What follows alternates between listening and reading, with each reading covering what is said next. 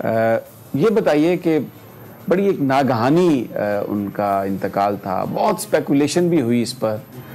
किसी ने कहा कि इसकी तहकीकात होनी चाहिए, किसी ने कहा कोरोना है। आप, मुझे ये पता चला कि आप उनके साथ थे, कुछ हमारे साथ शेयर करेंगे कि ये सब कैसे हुआ, आपने सब कुछ देखा? बिस्मिल्लाहिर्रहमानिर्रहीम। सबसे पहले तो आप तशरीफ़ लाए, आपका शुक्रिया।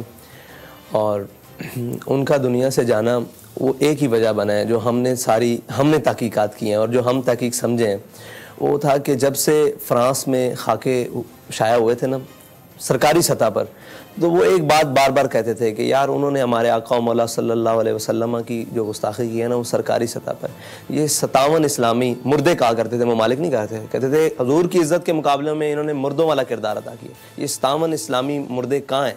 इनका हक बनता है ना ये सरकारी सतह पर उसको जवाब दें। मतलब ये थी उनकी एक अंदर की कुड़न, और इस कुड़न को कोई बयान नहीं कर सकता। और हमारे एक शाह साहब हैं, वो अक्सर खिदमत किया करते थे, वो कहते थे कि जब से ये मामला हुआ था तो उनके कंधे कभी कमज़ोर नहीं पड़े, उसके बाद अंदर से वो जल रहे थे, और वो जलन उनकी मौत का सबब, यही उनकी इस दुनिया से रुखसती का। जी बिल्कुल यही समझना। वरना बुखार होता है नॉर्मल, आपकी तबीयत ज़्यादा भी ख़राब रहती थी, इससे भी ज़्यादा ख़राब रही है काफ़ी मरतबा, लेकिन ये अचानक से बिल्कुल लम्हों की बात हुई है। लम्हों की बात। तो आप उस वक्त, जिस वक्त वो रुखसत हुए इस दुनिया से, आप उनके साथ थे? जी, बात उन्होंने आपसे? मैं उस दिन तकरीबन 12 बजे से लेकर 11:30 12 बजे से लेकर रात उनके विसाल से 10 मिनट पहले तक उन्हीं के करीब रहा हूँ।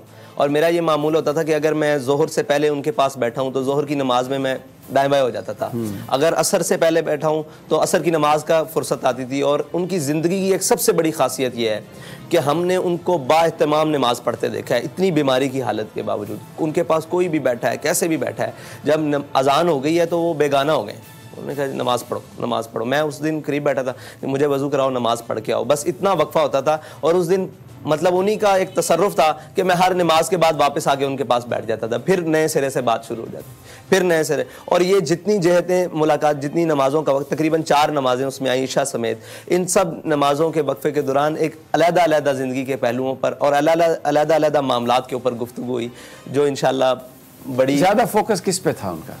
उनकी एक ही बात पर फोकस था, और वो बात इतनी वज़नी है कि कहते थे कि यार हम हर एक से वफा का तकाजा करते हैं, हम चाहते हैं कि मुझसे मेरी औलाद वफ़ादार हो जाए, मैं चाहता हूँ मतलब हमारे घर वाले वफ़ादार हो जाएं, हम जिसके साथ हों वो हमारे साथ मुखलिस हो जाए। तो क्या हमने कभी सोचा है कि जिनके साथ हमने इखलास करना है हम उनके साथ पूरा कर रहे हैं? अगर हम उनके साथ वफ़ा के तकाजे और इखलास के तकाजे पूरे कर दें, ये कायनात सारी आपके साथ वफ़ादार हो जाएगी, और फिर लोहो कलम भी क्या चीज़ें हैं, सारे आपके साथ वफ़ादार हो जाए। ये उनके बारे में बहुत ज़्यादा प्रोपेगेंडा भी किया गया, कहा गया कि जनाब, किसी ने कहा कि ये जो फैज़ाबाद धरना था एजेंसी के कहने पे दिया, कोई कहते थे कि जी बड़ा माल आया। मैं यहाँ पर आया हूँ अभी, ये मैंने देखा है आपकी ये जो मस्जिद है, फिर जो घर है 3 कमरों का फ्लैट, तो ये बयान फरमाइए कि वो खुद इस बात पर अफसोस का इजहार करते होंगे, आपसे कभी उन्होंने इस पर बात की कि ये जो लोग बातें करते हैं क्यों करते हैं, इनकी क्या वजह है?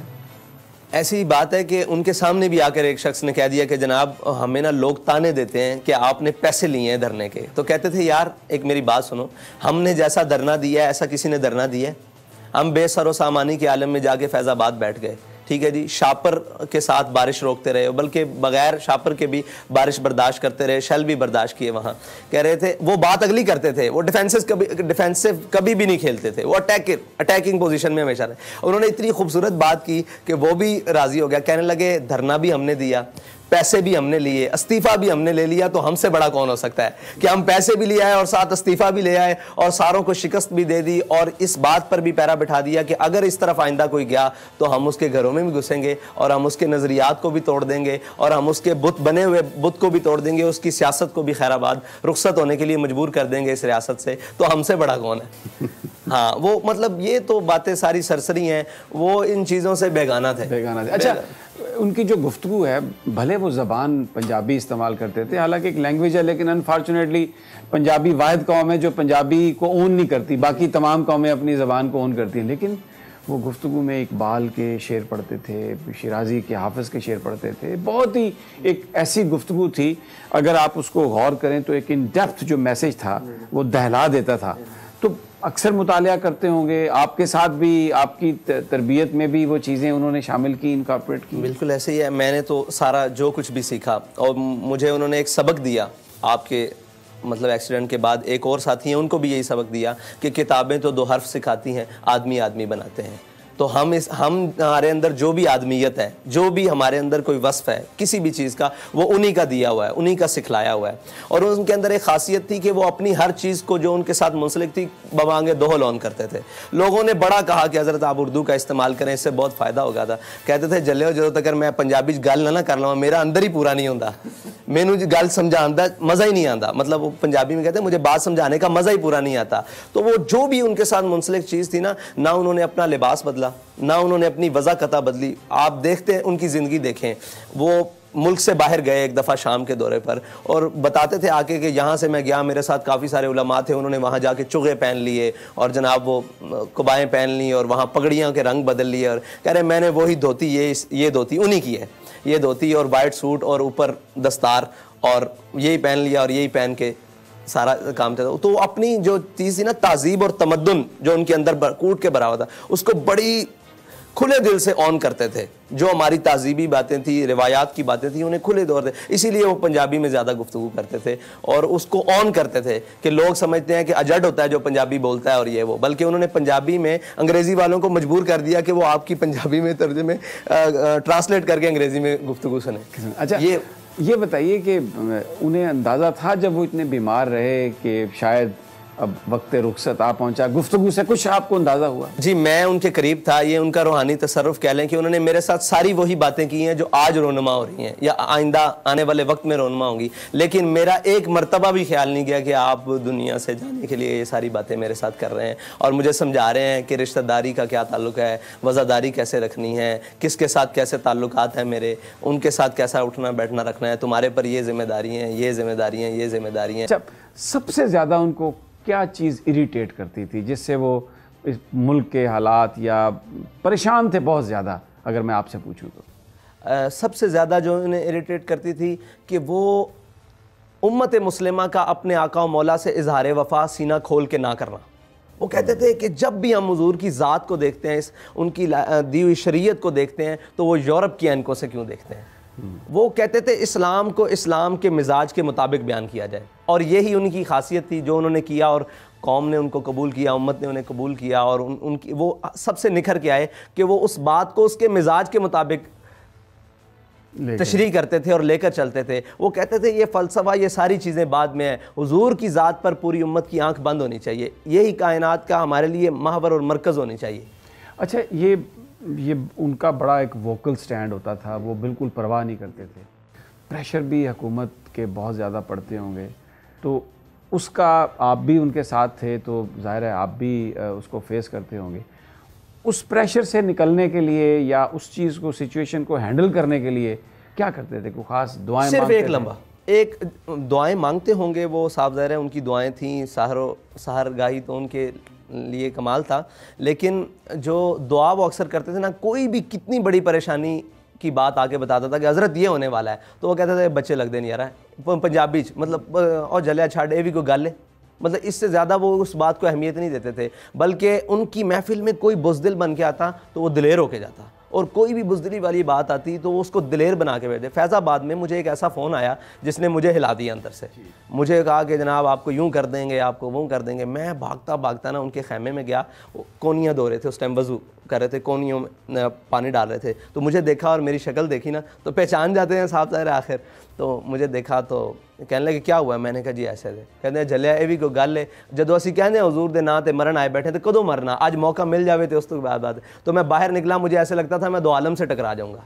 मुझे यकीन जाने सिर्फ उनकी इतनी सी बात के बाद मुझे ये हौसला मिल गया, ऐसे लगता था दो आलम से टकरा। और कोई भी बात उनकी महफिल में छोटी करता, गिरी हुई करता या बुज़दिली वाली बात करता, उसको दिलेरी की बातें सुनाते, उसको दिलेरी की बातें सुनाते। और वो जो दिलेरी आपने उनकी गुफ्तगू से सुनी है वही दिलेरी है, और जो उनके आपने अमाल से देखा है और उनके काम से देखा है वो दिलेरी। आपकी उन्होंने परवरिश की, पूरा आपको सब कुछ सिखाया, आपने उन्हीं से सारा इल्म सीखा, शेर वो बड़े पढ़ते थे। आपके साथ भी कभी इस तरह की कोई उन्होंने होता था मुकाबला? जी, मेरे साथ एक मैंने अल्लामा इकबाल का शेर पढ़ा, उसके अंदर मैंने इजाफत गलत कर दी। मैंने जानबूझ के गलत कर दी? नहीं, मैं वैसे बोल जी, मेरे इल्म में नहीं थी ये बात। मैंने तो अपने तौर पर मैंने कहा जी मैंने ये शेर याद किया है, तो ये शेर मैंने इजाफत गलत की। रकाबत इल्म इरफां है तो मैंने रकाबत इल्म इरफां कह दिया। तो कहने लगे तिफल तब से शौक़ हम आगोशी है हमें, जब कि तुझे रखता था गहवारा किनार में। कि हमें तब से ये काम आया कि जब तू इतना छोटा सा था ना, ये तो पहले बैठो सीखो। फिर हमने हज़रत से सबकन इकबाल पढ़ा, और इकबाल कि वो इतने बड़े शदाई थे। और इकबाल वो कहते थे लोगों ने इकबाल को यही पढ़ा है, चीन और अरब हमारा है, हिंदुस्तान है हमारा है, इकबाल इससे आगे की चीज़ है। और वो हुजूर की बात बड़ी सीना खोल के करता है। और आके जो पढ़े लिखे लोग थे उन्हें मजलिस में खोल के कहते थे ये ज़रा देखना इकबाल ने क्या लिखा है। कहते थे अगर ये हम मिंबर पे बयान करें तो लोग हमें मारेंगे। लोग कहते हैं मौलवी सख्त है, इकबाल से बड़ा मौलवी कौन है। इकबाल से फरमाया हुजूर के दीन की जिसको समझ आ जाए ना, वो सारी कायनात में आगे निकल जाता है। इस बात को समझने की ज़रूरत है। और वो इस फोकस पे, इस मतलब बात पे फोकस देते थे कि हुजूर के दीन और हुजूर के फरामीन में उम्मत मुस्लिमा की कामयाबी है, ना कि ये दाएं बाएं हमारा दौड़ना। अच्छा, आपकी गुफ्तगू से मुझे अभी ये अंदाज़ा हो रहा है कि क्योंकि अगरचे वो बीमार भी थे, आपसे बातें भी करते रहे, लेकिन आपको कुछ अंदाज़ा नहीं था कि ये इस तरह से वो रुखसत होने वाले हैं। फिर ये इतनी बड़ी जमात है, उसकी अब आपके पास उसको आप लीड कर रहे हैं, तो इस चैलेंज के लिए आप तैयार तो नहीं थे। तो फिर हिम्मत और सारा जज्बा कैसे आपने अपने आप को एडजस्ट किया अब इस काम के लिए? मैं 2015 तक बल्कि 16 तक अपने वालिद साहब को अपने बिल्कुल साथ रहा हूँ। मैंने उनकी ड्राइविंग भी की है, सफ़र हज़र भी किया, लेकिन 2016 के बाद उन्होंने मुझे मैदान अमल में पीछे रह के हर काम करने के लिए कहा। मतलब जो भी काम होता, जैसे ऑपरेशनल मामलात हैं जितने भी तहरीक के, वो मुझे कहते इसको कहो ये करे, इसको कहो ये करे। मतलब खुद प्रैक्टिकली कुर्सियां लगाने तक, हर मामला तक। फिर हर मैदान में मुझे उन्होंने आगे रखा। फैज़ाबाद जिस दिन ऑपरेशन हो रहा था, सबको कहते उसको बुला के लाओ। मुझसे पूछते हैं क्या सूरत हाल है। मैंने कहा जी शेलिंग हो रही है, ये है। मुझे कहते चलो भाग के आगे जाके सबसे आगे खड़े होना है, लोगों को ये ना लगे कि तुम पीछे भागे। मैं फिर सबसे आगे जाता, फिर बाद वापस आता, फिर आगे जाता, फिर वापस आता। तो उन्होंने हमें मैदान अमल में रख के ना खौफ भी दिखाया। खौफ की जो सूरत हाल सही होती है ना, जिसमें अल्लाह ताला ने कहा वला नबलुवन्नकुम बिशैइन मिनल खौफ वल जूइ व नक्सिम मिनल। तो हमने भूख भी देखी उनके साथ रहते हुए, खौफ भी देखा और नुकसान देखा, जानों का ज़िया भी देखा, सारा कुछ देखा। उन्होंने हमें प्रैक्टिकल लाइफ से गुजारा कि हमें उनकी जो जुदाई है ना, वो तो हमारे लिए एक ऐसा लम्हा है और ऐसी एक दागे मतलब गम है कि जो कभी मिट नहीं सकता। लेकिन उन्हें हमें प्रैक्टिकल लाइफ से ऐसे गुजारा है कि इंशाल्लाह ये छोटे मोटे जो मामलात हैं, ये सारे मतलब प्रेशर और आप कह सकते हैं डराना धमकाना, इन चीज़ों से हमें उन्होंने गुजारा है, प्रैक्टिकल गुजारा है। ये चीज़ें हमें इंशाल्लाह हमारे मंजिल की जानिब बढ़ने से नहीं रोक सकें। अच्छा, अब क्योंकि हर नज़र आपकी तरफ है और जिस एहतजाज की वजह से यानी वो बीमार थे और उस एहतजाज में उन्होंने शिरकत की, फिर वो उस दुनिया से भी चले गए। एक मुआहदा हुआ था गवर्नमेंट के और तहरीक लब्बैक के बीच में। पूरी जो इस वक्त नौजवान पाकिस्तान के हैं वो उसी की तरफ देख रहे हैं। सोशल मीडिया पर भी है, 16 या 15 शायद उसकी तारीख है अगले माह की। तो कोई हुकूमत से कोई बातचीत हो रही है इस हवाले से? हाँ जी, हमारे नुमाइंदगान की उनसे काफ़ी सारी बैठक हुई है। तो वो हमसे पूछते हैं कि आपका इरादा क्या है। हमारा सवाल उनसे सिर्फ इतना है कि आपने हमारे मुआहदे के हवाले से अमली इक़दाम क्या किए हैं। अगर आप मुतमईन कर लें, हमें दिखाएं कि हमने ये अमली इक़दाम नामूस रिसालत के लिए जो हमने आपसे वादा किया वहाँ तक किए, तो हम अभी भी ख्वाहिश करते हैं कि वो हमारी बात पहले सुने। अभी उनके पास वक्त है, 1 माह का वक्त है, उसके ऊपर अमली इक़दाम ना करें। अगर नहीं करेंगे तो फिर हमारे वालिद साहब की सुन्नत हमारे सामने बिल्कुल वाज़े तौर पर मौजूद है, हम उसी ट्रैक पर चलेंगे। उसके लिए हमें जो भी मतलब कीमत उठानी पड़े वो बिल्कुल है। कि मुसलमान के लिए सबसे बड़ी बात यह है कि वो अपने आका और मौला सल्लल्लाहु अलैहि वसल्लम के नामे गिरामी पर अपनी जान दे दे। इससे बड़ी कोई नहीं। आप देखें कि एक आलिम हो, एक मजहबी आदमी हो, उसका स्टांस भी नामूस रिसालत पर वही होता है, और एक जिसने कभी मस्जिद की तरफ मुँह भी ना किया हो उसका स्टांस भी एक होता है। क्योंकि अल्लामा इकबाल कह गया कि वो फाका कश जो मौत से डरता नहीं ज़रा, रूह मोहम्मद इसके बदल। ये रूह मोहम्मद है, हुजूर की ज़ात जो है ना, ये रूह मोहम्मद है। इनकी नामूस और ख़त्म नबूवत के ऊपर जो भी कोई मामला होगा ना, ये उम्मत खड़ी होगी। और उम्मत का इकट्ठा होने का सबब भी यही है। वरना अल्लामा खादिम हुसैन रिज़वी ने ना पैसे बांटे हैं, ना कोई और मामलात किए हैं, ना जायदादें उनके पास थी, ना कोई ऐसी चीज़ें थी। उन्होंने हुजूर की बात की और वो रूह जो है ना, रूह मोहम्मद, वो उम्मत के दिलों में दिमागों में दोबारा फूंकी है तो उम्मत दोबारा इकट्ठी होगी है। और इस स्टांस के लिए इंशाल्लाह हम आखिरी हद तक जाने के लिए तैयार हैं। हम हुकूमत हमारे साथ मुआहदा करे जो उसने बात की, अगर नहीं करेगी तो फिर हमारे पास दूसरा रास्ता है जो हमारा कानूनी आईनी सारे हक हैं। बिल्कुल ठीक है। अच्छा, नेशनल मीडिया ने कभी खादिम हुसैन रिजवी साहब को वो पजीराई नहीं दी। जब वो एहतजाज की कॉल करते थे तो ख़बर तक नहीं आती थी, हर जगह पर पाबंदियाँ लगाई जाती थी। फिर जब उनके इंतकाल की खबर आई तो जनाजे का भी ऐलान हुआ, लेकिन वो भी मीडिया पर बस बहुत छोटा सा टिकर कहीं चला, कोई किसी ने गाड़ी नहीं दी कोई। लेकिन वहाँ पर जो लोगों का एक जमे गफ़ीर था, तो बहुत सारे लोगों ने इसकी इस तरह से वजाहत की कि इमाम हम्बल से वो कोट किया कि हमारे जनाजे हमारी सदाकत की गवाही देते हैं। तो आप ये बताइए, जब आप उनको उनके आखिरी सफ़र के लिए लेके चले और वहाँ पर पहुँचे मीनार पाकिस्तान, आपको उम्मीद और तवक्को थी कि इतने लोग आएंगे? जब मुझे लोगों ने कहा कि बहुत बड़ा जनाजा है, रास्ते में फ़ोन करें बहुत बड़ा जनाजा है, मैंने उनसे कहा कि पहले ये सोचो कि जिस शख्स को हम जनाजे की तरफ लेकर जा रहे हैं ये कितना बड़ा है। मुझे मालूम था, मैं उनके साथ रहता था, ये चीज़ें हेज उन्होंने हमारी नज़र में अफराद की किल्लत या कसरत हेज रखी है, मामलात की किल्लत और कसरत हेज रखी है। बहुत बड़ा जनाजा हुआ, इसमें कोई शक नहीं है, लेकिन हमारे नज़दीक उनकी मतलब वो तो दुनिया के लिए है कि उनके मामलात, मैं उन्हें इससे आगे का आदमी समझता हूँ। उनकी शान इससे आगे शुरू होती है, उनका मकाम इससे आगे शुरू होता है। जनाजा की गिनती तो बात की बात, ये जो उनके रस्म चेलम हुआ है इस पर ही लोग गिने नहीं जा सकते अल्लाह ताला ने उनके लिए। तो ये जो आशिक होते हैं ना, उनकी बातें मुख्तलिफ होती हैं और मैं उन्हें उससे आगे के मकाम का आदमी समझता हूँ। और बेशक इमाम अहमद बिन हम्बल ने फरमाया था कि तुम्हारे और हमारे दरमियान जनाजे फ़ैसला करेंगे। तो जितने भी आपने दौर देखे, यानी कि मुशर्रफ से लेकर और इमरान खान तक, इन सब को ये पैगाम दिया कि हक़ और बातिल के दरमियान अगर तुम अफराद की कसरत समझते हो तो लो, अफराद की कसरत हमारे लिए कोई माना नहीं रखती, वो हम जब चाहें इकट्ठी कर लें। अगर हम दुनिया से जाएं तो हम एक पैगाम देकर जाते हैं कि आशिक का जनाजा है। अच्छा, आपकी जो तंजीम, बहुत सारे लोगों का ये ख्याल, आपकी जमात ने बहुत वोट लिए, जी जी जी, लेकिन शायद अभी तंजीमी स्ट्रक्चर वैसा नहीं है जैसा दूसरी पार्टीज़ का है, जिसकी वजह से शायद आप जो आपकी हमायत है ग्रास रूट लेवल पर, उसको आप वोट की ताकत में ट्रांसलेट नहीं कर सके।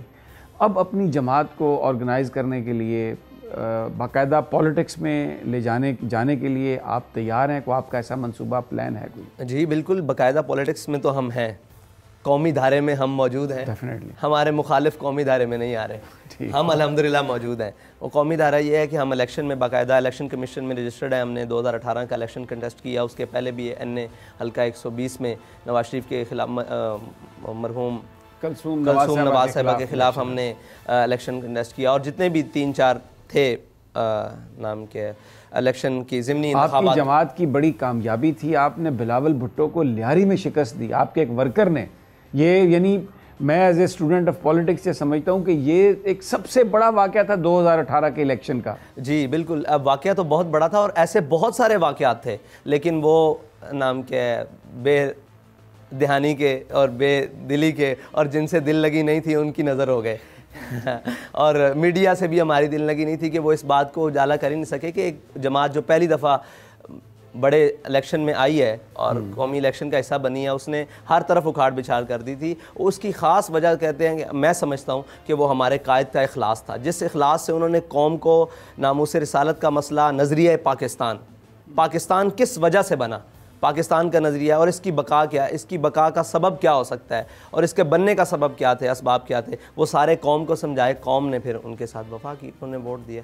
और इंशाल्लाह आपने एक बात की कि हम इलेक्शन में अभी भी जो ज़मीनी इंतखाबात हो रहे हैं मुल्क भर में, उसमें तकरीबन हमारे 5 से 6 कैंडिडेट उतर चुके हैं और वो अपनी बाकायदा कैंपेन कर रहे हैं। NA-75 है यहाँ डस्का में, PP-51 है पंजाब, यहाँ पर वज़ीराबाद में, नौशहरा में, पेशावर में, उसके बाद कराची में PS-88 का इलेक्शन है।